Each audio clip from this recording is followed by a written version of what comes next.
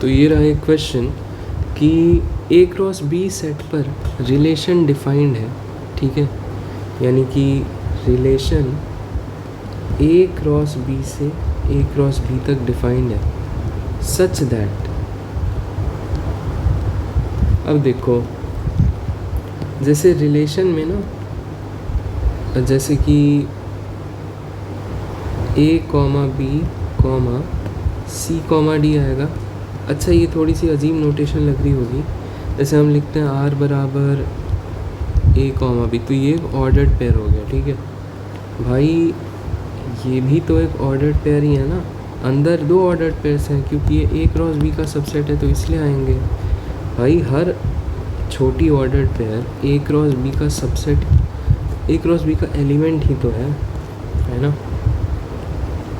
तो रिलेशन में अगर ये एक ऑर्डर्ड पेयर आ रहा है तो इस तरह से आएगा ताकि 3AD minus 7BC even integer हो जाए, ठीक है।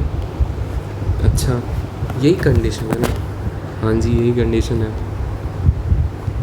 तो चेक करना है कि रिलेशन सिमेट्रिक रिफ्लेक्सिव ट्रांजिटिव है या नहीं। तो पहले रिफ्लेक्सिव चेक करेंगे, ओके। अच्छा इसको ना तुम अल्फ़ा कॉमा बीटा बोल दो अभी के लिए, आसानी। रिफ्लेक्सिव का क्या मतलब हुआ कि अगर अल्फ़ा कॉमा बीटा आ रहा है, नहीं, रिफ्लेक्सिव का मतलब हुआ ना कि सारे अल्फ़ा कॉमा अल्फ़ा टाइप्स आ रहे हैं या नहीं, ये चेक करना है। तो मैं कह रहा हूँ कि इसका मतलब हुआ कि सारे ए कॉमा बी, सारे A B comma A B types आ रहे हैं या नहीं। अच्छा कंडीशन क्या है कि अगर कोई भी ऐसा ऑर्डर्ड पेयर आ रहा है तो 3AD माइनस 7BC इवन होगा तभी आएगा क्या। अच्छा यहाँ पे करो 3AB minus 7BA, 3AB minus 7BA is simply minus 4AB, तो ये क्या है, इवन है भाई, इवन इंटीजर है ना। तो यस रिलेशंस रिफ्लेक्सिव हो सकता है डेफिनेटली, ठीक है भाई, रिफ्लेक्सिव तो है। अब सिमेट्रिक चेक करते हैं। सिमेट्रिक का होता है कि अगर अल्फ़ा कॉमा बीटा आ रहा है तो बीटा कॉमा अल्फ़ा भी आना ही चाहिए। तो मैं कह रहा हूँ कि अगर A B comma C D आ रहा है तो C D comma A B भी आना चाहिए। चेक करेंगे, देखो ये चीज़ आ रही है तो कंडीशन क्या थी, 3AD माइनस 7BC इवन होना चाहिए। अच्छा और अगर ये चीज़ आ रही है तो क्या कंडीशन है, 3BC माइनस 7AD इवन होना चाहिए।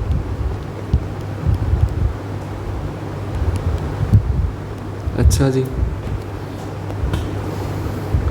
ये तो हमने मान लिया कि आ रहा है, फिर चेक करना है ये आ सकता है कि नहीं। तो मैंने कहा कि दो इंटीजर्स का डिफरेंस इवन आ रहा है तो दो ही केसेस हो सकते हैं, या तो बोथ ऑड हो जाए, है ना, यानी कि ये भी ऑड और ये भी ऑड हो जाए। अच्छा या फिर बोथ इवन हो जाए, ठीक है, या तो बोथ ऑड या बोथ इवन। अच्छा ऑड इवन हो किसकी वजह से रहा है, तो मान लो दोनों ऑड है तो ये दोनों का प्रोडक्ट भी ऑड, ऑब्वियसली मतलब ए और डी दोनों ऑड हो जाएंगे, बी और सी दोनों ऑड हो जाएंगे, तभी तो ये ऑड बनेगा ना भाई। एक भी अगर इवन हो गया तो इवन बन जाएगा। तो अभी तो मैं मान रहा हूँ पहला केस जब दोनों ऑड है तो ये भी ऑड होगा और ये भी ऑड होगा। अच्छा इसका मतलब डेफिनेटली ये भी ऑड होगा, तो ऑड माइनस ऑड इवन हो जाएगा, ठीक है। तो भाई पहले केस से तो पता चल गया कि ये आ रहा है तो ये डेफिनेटली आएगा ही आएगा। अच्छा अब देखते हैं बोथ इवन, यानी कि ये भी इवन हो जाए और ये भी इवन हो जाए। अच्छा इसका मतलब कि ए और डी में से कोई एक तो इवन हो ही रहा होगा ना कम से कम, तभी तो प्रोडक्ट इवन आए। बी और सी में से भी कोई एक इवन हो रहा होगा, है ना। अच्छा यहाँ भी बी, अच्छा एक बात बताओ, मान लो बी इवन है और यहाँ पर ए इवन है, तो ये इवन इवन हो गया ना ये भी, तो ठीक है भाई, किसी को भी इवन ऑड मानो, कोई फ़र्क नहीं पड़ रहा है, इवन तो हो ही जा रहा है, यानी कि ये सिमेट्रिक भी है, इवन माइनस इवन इवन। अच्छा अब ट्रांजिटिव का चेक करेंगे।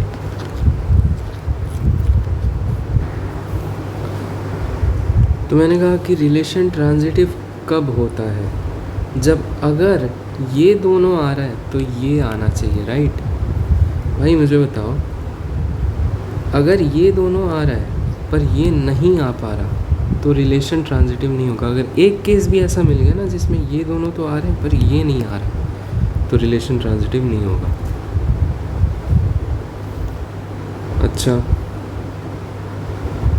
अच्छा एक और चीज़, जैसे इसमें लिखते हैं ना कि relation is defined on A cross B if and only if this is an even integer, तो रिलेशन में वो सारे A B comma C D आ जाएंगे, राइट, जो ए क्रॉस बी से पॉसिबल है। यानी कि हम हमेशा लार्जेस्ट रिलेशन की बात करते हैं, आर को हमेशा लार्जेस्ट रिलेशन माना जाता है, नहीं तो ऐसे तो तुम एक रिलेशन तो कुछ भी बना ही सकते हो ना, ट्रांजिटिव होगा वो, है ना, पर जो लार्जेस्ट रिलेशन होगा उसको ही चेक करते ट्रांजिटिव है या नहीं। तो ये पता नहीं क्यों पर एक अनसेड रूल कह सकते हो, ठीक है। देखो रिलेशन है ये, फिर मैं कह रहा हूँ कि एक बार के लिए मान लो कि ट्रांजिटिव है, ठीक है, कि भाई ये दोनों आ रहा है फिर ये भी आ रहा है, पर ऐसा होने के लिए इस चीज़ को इवन होना पड़ेगा, है ना, क्योंकि ये दोनों का प्रोडक्ट है ना वैसा होना चाहिए। फिर इस चीज़ को भी इवन होना पड़ेगा, है ना, और अगर ये आ रहा है रिलेशन में तो इस चीज़ को भी क्या होना पड़ेगा, इवन होना पड़ेगा, है ना। अच्छा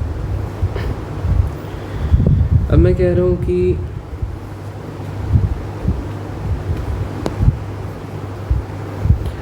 अगर मैं प्रूव कर दूँ कि एक ऐसा केस है जिसमें ये दोनों तो इवन हो रहा है पर ये ऑड हो जा रहा है, तो वो लार्जेस्ट रिलेशन नॉन ट्रांजिटिव हो जाएगा, राइट। अगर मैं प्रूव कर दूँ कि भाई ये दोनों इवन हो रहा है तो ये डेफिनेटली इवन ही होगा, तो वो लार्जेस्ट रिलेशन ट्रांजिटिव हो जाएगा।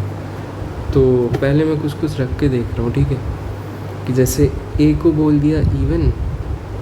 अच्छा सुनो मेरी बात सुनो, ये दोनों अगर इवन है ना, यानी कि ये पूरी चीज़ अगर इवन है तो या तो इवन माइनस इवन होगा, है ना, या फिर ऑड माइनस ऑड होगा, है ना। तो भाई अगर ये ऑड है तो ए और डी दोनों ऑड, ये ऑड है तो बी और सी दोनों ऑड, है ना। नेक्स्ट अगर इसकी हम बात करें तो मैं कहा कि भाई चलो ऑड ऑड तो चलो छोड़ो, अभी इवन का ही केस देख लेते हैं। तो मान लो कि यहाँ पे मतलब तुम कैसे भी कर सकते हो, मैं एक तरीका बता रहा हूँ। मान लो ए इवन है और सी इवन है तो ये पूरी चीज़ इवन माइनस इवन नहीं हो गई, राइट, तो इवन हो गई पूरी चीज़। अच्छा यहाँ पर सी इवन बोला तो यहाँ पर भी सी इवन ही हो गया ना, तो ये चीज़ तो इवन हो गई। अच्छा अब डी को इवन मान लिया तो ये चीज़ भी इवन हो गई, तो इवन माइनस इवन इवन हो गया, ठीक है भाई।